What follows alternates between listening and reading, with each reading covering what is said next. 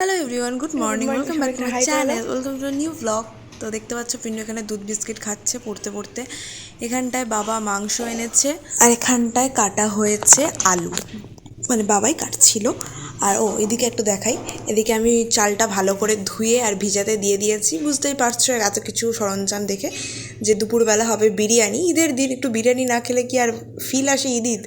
আর এখানটায় সকালবেলা মা ব্রেকফাস্ট বানাচ্ছে, ডালের কচুরি, একটু পরে আমি ভাজবো, ওই জন্য মা জমিয়ে রাখছে। আর এই যে দুধটা গরম করে রেখে দিয়েছে, একটু পরে সেমাই বানাবো।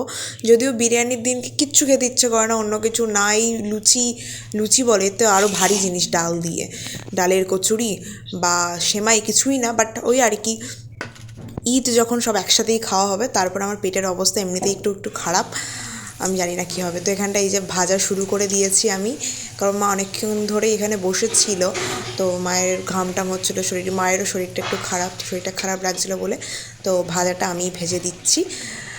তারপরে লুচি, আলু ভাজা, বেগুন ভাজা সব কিছু খাওয়া হলো, এবং তারপর আমি এখানটায় সেমাই বানাতে এসেছি। জানি না কেমন হবে, এই যে একটু দেখতে ভালোই খেতে লাগছিলো, আমি একটু অল্প করেই বানালাম। আর এখানটা পিনো গানে বসেছে। তারপরে আর আজকের হচ্ছে বাবা বাড়ি ছিল, সকাল থেকে বেরোয়নি মার্কেটে, তো বাবা বিরিয়ানিটা বানিয়েছে। আমরা ওপরে কাজ করছিলাম, যেমন সকালবেলা একটু ভারী খাবার হয়ে গেছিলো, তো ভাবলাম 12টা বাজুক, তারপরে নেমে বিরিয়ানি বানাতে কতক্ষণই বা লাগবে, 1 ঘন্টা। বাট বাবা নিজেই বানিয়ে নিজেই খেয়ে 12:30টার মধ্যে শুয়ে পড়েছে, মানে টিভি দেখছে, যাই করুক না কেন। তো ওই জন্য আমরা একটু রেগেছিলাম, ওই জন্য আমরা আরও দেরি করে 2টোর সময় স্নান করেছি। আর আমাদের দুজনের খাবারটা নিয়ে এই যে উপরে চলে এসেছি। এই যে পিন্টু এখন জলের বোতল ঠিক করছে, আবার সেই একই রকমের গেঞ্জি পরে, একটাই গেঞ্জি ওর, যেটা সবসময় ভিডিওতে দেখতে পাও তোমরা।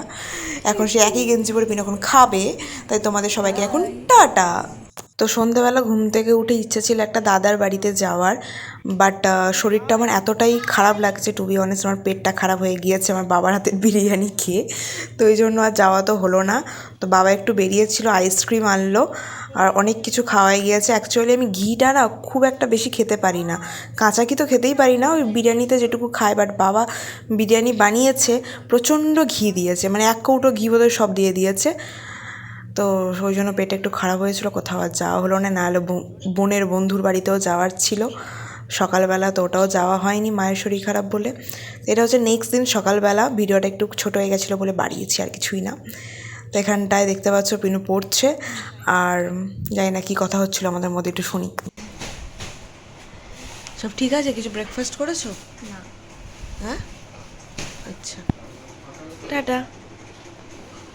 কালকে সন্ধ্যাবেলায় নেল পলিশটা আমি হাতে লাগিয়েছিলাম, তাই একটুখানি পিন্টুকেও দেখাচ্ছিলাম। আর এই যে ব্রেকফাস্ট নিয়ে পিন্টু সকালবেলায় চলে এলো, রুটি তরকারি আবার সেমাই, ভগবান। তো যাই হোক, আজকে ভিডিওটা আমি এখানে শেষ করছি, দেখা হচ্ছে তোমাদের সাথে পরের ভিডিওতে, টাটা।